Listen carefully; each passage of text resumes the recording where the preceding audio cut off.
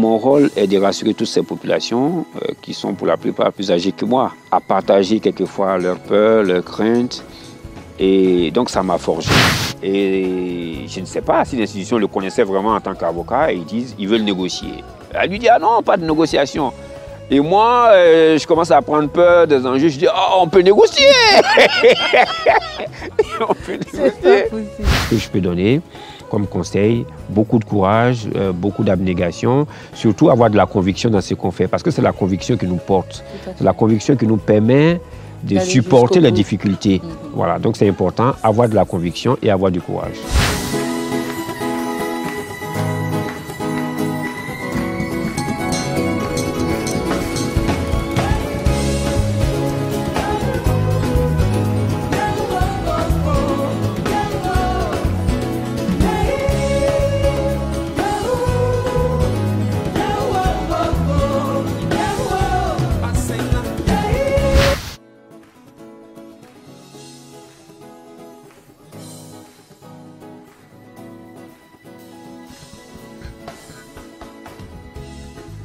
Salut à tous, très heureuse de vous retrouver pour la suite et fin de votre émission Leitmotiv consacrée à Monsieur Diomandé Mamadou, dit Madi, PDG d'un groupe spécialisé dans l'organisation des entreprises et l'ingénierie des projets internationaux, le bâtiment, mais aussi et surtout député de Séguéla Commune. Monsieur Madi, bonsoir. Alors, je suis sûre que notre téléspectateur trépigne d'impatience de connaître la suite de votre parcours. Alors, nous le disions dans la première partie de notre émission, vous faites vos études en Côte d'Ivoire et en France. Vous enchaînez les postes à responsabilité dans une grande entreprise étatique de renommée surrégionale. Mais quelques temps après, vous décidez de vous lancer dans l'entrepreneuriat et ce sera le début de la réussite en tant que chef d'entreprise. Vous multipliez les succès sur le plan professionnel et malgré votre agenda très chargé, vous trouvez toujours le temps de vous consacrer à vos proches. Qu'est-ce qui explique cet attachement viscéral que vous avez pour votre région? Ok. D'abord, je vais partir de la vie de mon père, qui était lui-même fonctionnaire dans une subdivision des travaux publics. Et son activité l'amenait surtout à ouvrir des voies ou à entretenir des routes entre les villages. Donc c'est quelqu'un qui bougeait tous les jours, de village en village. Et quelquefois, j'ai dû l'accompagner dans ses tournées. Donc, du coup, mes relations aux autres, c'est toujours fait vraiment de façon naturelle. Ce qui fait qu'il n'y a pas eu de glace entre moi et les populations, les villageois, etc. Mais beaucoup plus tard, quand je suis rentré dans la vie professionnelle, je vous l'ai dit tantôt, ma première expérience est faite également avec des populations défavorisées. Donc du coup, les contacts aux hommes, les contacts aux populations ont toujours été facilités par mon chemin de vie. C'est un milieu naturel pour voilà, ça a été facilité par mon chemin de vie. Alors dernièrement, vous avez fait la une des journaux, je dirais, parce que vous avez décidé de renoncer à votre salaire de député au profit des populations défavorisées, ce qui est vraiment rare. Alors pourquoi avoir pris cette décision ? Moi, je n'ai pas de glace particulière avec les gens que je ne connais pas. Et j'estime que quand on vient sur le champ public, il faut pouvoir donner quelque chose. Il faut venir avec quelque chose qu'on peut donner aux autres. Il faut pouvoir faire avancer les choses. Et à chaque fois que j'ai eu l'occasion d'aider à soulager une souffrance, d'aider à débloquer un problème par mes moyens personnels, je l'ai fait. Donc, dans le fond, dans le principe, ce n'est pas un événement, c'est un non-événement pratiquement pour moi parce que j'ai été habitué par mes propres moyens à faire avancer les choses. Ce qui change, c'est la forme. Aujourd'hui, dire que je consacre mes émoluments exclusivement aux charges de la population, c'est la structuration de l'aide qu'il faut voir. Avant, je le faisais de ma poche, oui, sans comptabilité, rien. Mais maintenant, il s'agit de structurer, d'avoir un budget, parce que si c'est un fonds qui vient régulièrement, ça devient un budget. On peut planifier, on peut faire des promesses sur le moyen, sur le long terme, en sachant qu'il y a telle chose qui rentre sur le compte, etc.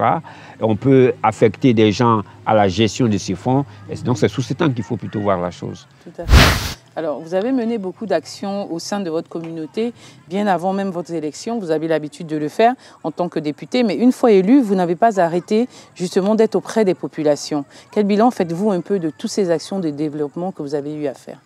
Parce que vous n'avez pas terminé de toute façon. Non, pas du tout, pas du tout. Je pense qu'on est même au début.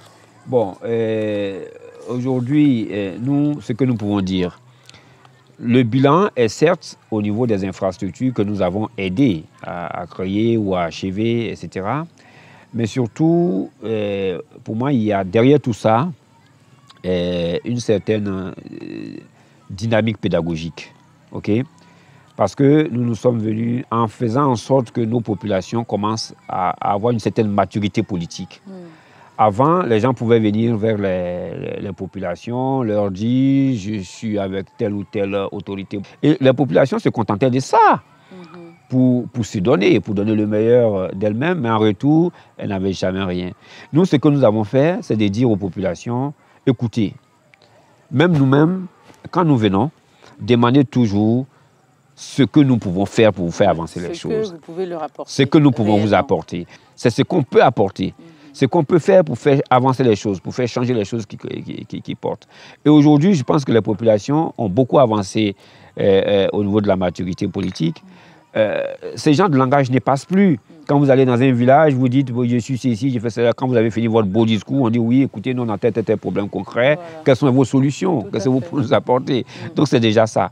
Donc, mais en dehors de cela, effectivement, nous avons aidé certains villages, certaines communautés à réaliser des choses.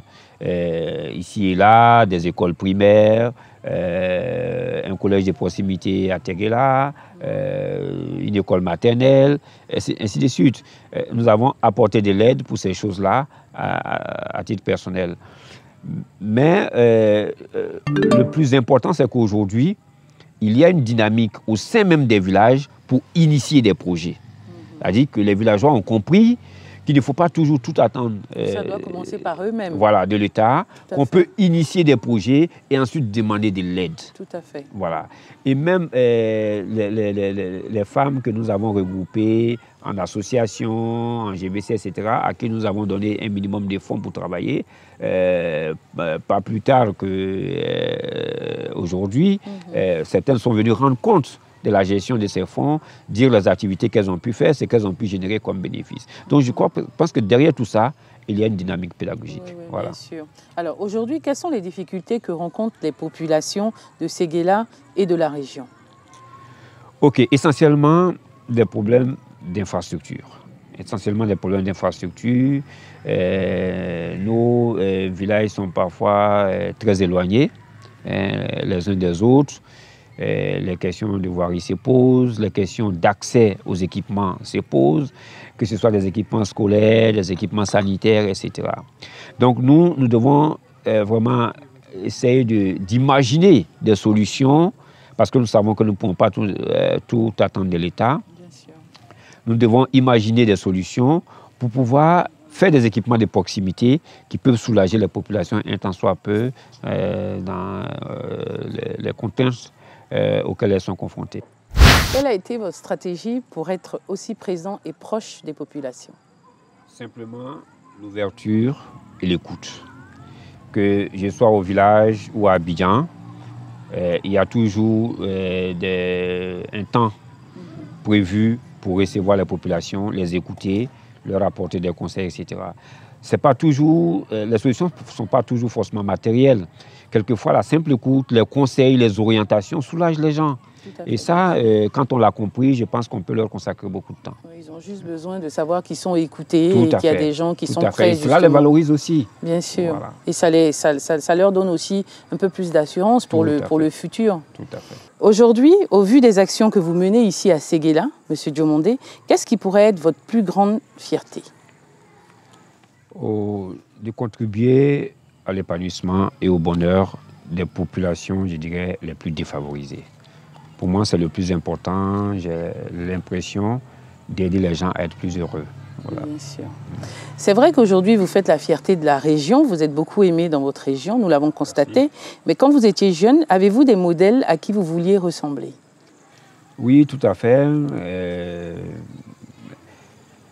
plusieurs modèles. Je ne pourrais pas les citer tous, mais chacun avec des qualités spécifiques et précises. Le président Félix Houphouët-Boigny pour, je dirais, sa sagesse. Le président Mandela pour son endurance et, disons, sa foi dans le destin.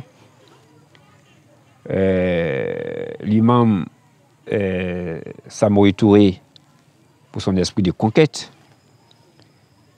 Et je dirais Martin Luther King pour sa recherche, je dirais, inlassable de la paix. Effectivement, ce sont des personnes remarquables. Oui. Mais chacun pour une qualité, oui, bien sûr. Une ou plusieurs qualités. Oui, qui vous inspirent au quotidien. Qui m'inspirent au quotidien, selon le problème auquel je suis confronté. Je m'appuie sur telle pensée. Voilà. Mais c'est bien, apparemment ça vous réussit bien. Ok, merci. Mais dans la vie, c'est vrai que c'est bien d'avoir des modèles. Merci. Et c'est pour ça que je dirais aujourd'hui, je pense que vous êtes aussi vous-même un modèle pour beaucoup de personnes. C'est vrai que vous avez toujours fait pour vos populations, bien avant même d'être élu. Alors, dites-nous-en justement un peu plus sur toutes ces réalisations que vous avez faites et que vous continuez de faire. Ok. Nos populations sont confrontées à un certain nombre de difficultés, notamment le financement des activités génératrices de revenus, le chômage des jeunes, les problèmes d'infrastructure. Et donc, pour nous, il s'agissait à notre niveau de nous impliquer un tant soit peu en imaginant des solutions locales pour pouvoir initier ou finaliser un certain nombre de projets. Bon, donc dans le département et même dans la région, nous avons aidé à la réalisation d'un certain nombre de projets dans certains villages qui n'ont pas de lotissement, qui ne sont pas lotis. Vous savez que le lotissement est le début de tout développement.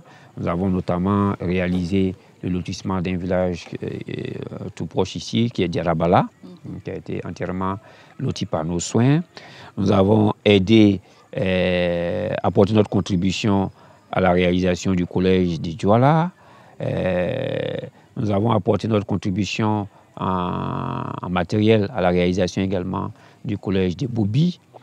Nous avons apporté notre contribution à la réalisation d'une école primaire, à l'achèvement d'une école primaire à Diarabana, qui est dans le canton d'Afana. Ici, à Teguela, nous avons initié la réalisation d'un collège à base 2, de la 6e à la 3e, toujours sur fonds propres, avec également l'aide des villageois.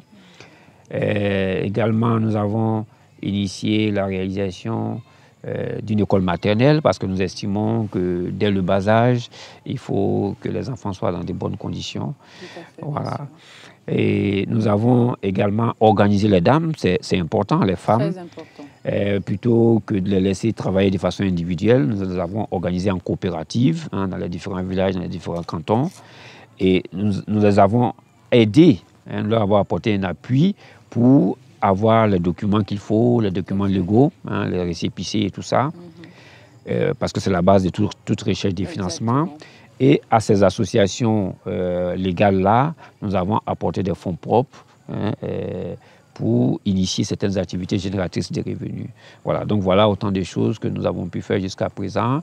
Et sur la lutte pour l'emploi des jeunes, nous sommes actuellement en train de négocier avec certains investisseurs la réalisation, par exemple, d'une usine de transformation dans le département pour permettre d'abord d'avoir des débouchés directs pour les cultures de nos parents, mais aussi, au passage, fournir de l'emploi aux jeunes.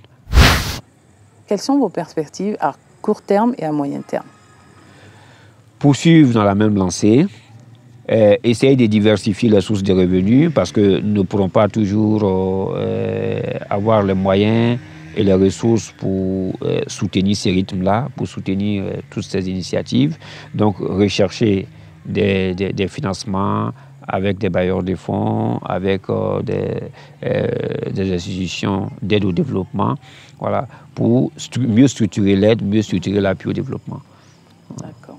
Alors, quel conseil pourrez-vous donner à toute cette jeunesse, plus précisément la jeunesse de Séguéla, qui nous suivent et qui voudraient s'inspirer de la carrière que vous avez eue?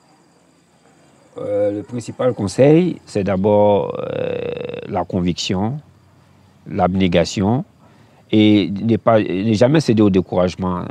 Un projet n'est jamais à sens unique, il y a toujours des hauts et des bas. Il faut pouvoir résister au stress, il faut avoir de la détermination et savoir qu'au bout de l'effort, il y a toujours le succès. Hein, on peut mettre du temps, on peut souffrir, mais quand on y tient, quand on sait résister, le succès est toujours au bout. Effectivement, beaucoup de persévérance, c'est souvent la clé du succès. Tout à fait. Alors, en plus de toutes ces réalisations, je sais que vous apportez un soutien considérable au niveau de la culture. Parlez-nous-en un peu plus. Ok, pour moi, effectivement, la culture est au début et à la fin de tout. Nous avons véritablement un vivier culturel ici, mais qui n'est pas suffisamment valorisé. Je connais des grandes chansonnières ici qui ont passé toute leur carrière à chanter, à animer nos cérémonies, mais qui n'ont pas prospéré.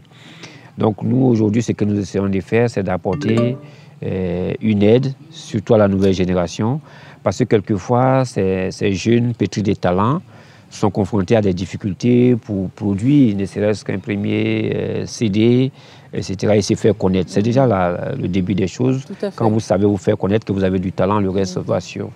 Bon, donc nous leur apportons nous avons commencé à apporter des appuis à quelques-uns d'entre eux, et ce que nous voulons faire actuellement, c'est déjà créer un studio sur place, ne pas les sortir de leur environnement, créer un studio d'enregistrement pour faciliter justement le passage de ces personnes-là en studio, la production de CD, donc leur assurer une première aide. En dehors de cela, toutes les activités culturelles qui se passent dans la région, quand nous sommes sollicités, nous savons apporter notre petite aide pour maintenir, disons, la motivation de ces jeunes artistes-là. Voilà. J'aimerais vous demander comment vous arrivez à allier votre vie de père, de mari, de chef d'entreprise et de député. Bon, je suis organisateur et je pense que c'est une question d'organisation. Pour moi, la délégation est au cœur du management. Quand on ne peut pas démultiplier le temps, il faut savoir, je dirais, stratifier les choses, savoir ce qui est fondamental, ce qui est opérationnel et ce qui est stratégique. Et donc, moi, aujourd'hui, c'est vrai que j'ai beaucoup d'activités, mais j'ai à la tête de chaque activité des personnes qui me secondent, à qui je délègue un certain nombre de choses, en me réservant bien sûr un certain nombre de moyens de contrôle, un nombre de moyens de suivi pour redresser s'il le faut les torts qui peuvent être, je dirais, perçus. Ça veut dire que même quand vous êtes à Abidjan, la chaîne n'est pas rompue? Pas du tout. Même quand je suis ici, sur mon ordinateur, je donne des instructions, je valide des décisions, etc. Voilà, pour moi, le temps ne s'arrête pas. Même la nuit, je travaille, je sais comment communiquer avec mes collaborateurs. Ils savent quelles sont les décisions qu'il faut m'envoyer sur ma boîte. Et ils attendent les validations. C'est comme si j'étais au bureau. Voilà. D'accord. Alors, merci Monsieur Diomandé Mamadou d'avoir accepté notre invitation. Et encore une fois, félicitations pour votre parcours. Merci. Nous vous souhaitons le meilleur pour tout ce que vous allez entreprendre. Si vous avez un mot à dire à vos populations, c'est l'occasion. Ok, je ne sais pas si je peux le faire en langue locale. Tout à fait. Ok. Donc, Vandima Loaria Keto. Nani, journaliste, il est comment là? Aena anyana kwa bara mingela pour que nyame abo ndolo kwa do nya foyer an kuma lela anu foyer go anda an bara kala seminga ou lié bengi maya senle parce que anu tebilani ko dolle kana si akuna ko an bena ko lumale an balole kala anu dunda potiki sen commune ou li diema ni le ka diema pour que agbo asi dieko parce que il se dirait la mo man la bébé mais ni kase kiana koke la agbo si dieko anu ta share lele donc anya o commencer le luke anya kawen lu diema nyamema anya muso lu diema nyamema anya o commencer le luke o bedon kala asiata buyan lo salam alaikum. Merci Monsieur Diomandé. Mesdames et messieurs, ça a été un réel plaisir pour moi de vous entretenir. Je vous donne rendez-vous la semaine prochaine pour un nouveau numéro de Leitmotiv et n'oubliez surtout pas de nous suivre sur les réseaux sociaux. Que Dieu vous garde. La semaine prochaine dans Leitmotiv. Je suis issue d'une famille modeste, une famille de plusieurs enfants, polygames, divorcés. Donc très tôt, je me suis retrouvée avec les grands-parents pour les primaires. D'accord. À Dimokro même? Non, pas à Dimokro, dans un village de Dimokro appelé Diangokro. D'accord. Les parents étaient de Bangokro et je partais à l'école à Diangokro. Alors vous faisiez 4 km tous les jours pour aller à l'école? Oui, très souvent, 4 x 4, ça fait 16 km. Alors, 16 km par jour. 16 km parce que très souvent on revient à midi pour manger, on repart. Pour repartir à 14h30. On repart à 14h, on revient le soir. Mais est-ce que vous n'avez pas eu peur justement de vous retrouver d'employé à employeur? Ne pas avoir peur, ce n'est pas la bonne réponse. Mais souvent, l'envie fait dépasser la peur. Tout à fait. L'envie fait qu'on ne se rend même pas compte qu'on a peur. À la limite, je dirais, on ne calcule pas. On a confiance et on avance. Tout à fait. Et je crois que c'est ce qui m'avait motivé en ce moment précis. Il faut être objectif, il faut savoir ce qu'on veut dans la vie. Dès que j'ai commencé l'entreprise, je me suis fixé un salaire. Où je travaillais, je gagnais 140 000 francs. Oui. Quand j'ai commencé en tant que chef d'entreprise, je me payais 250 000 francs.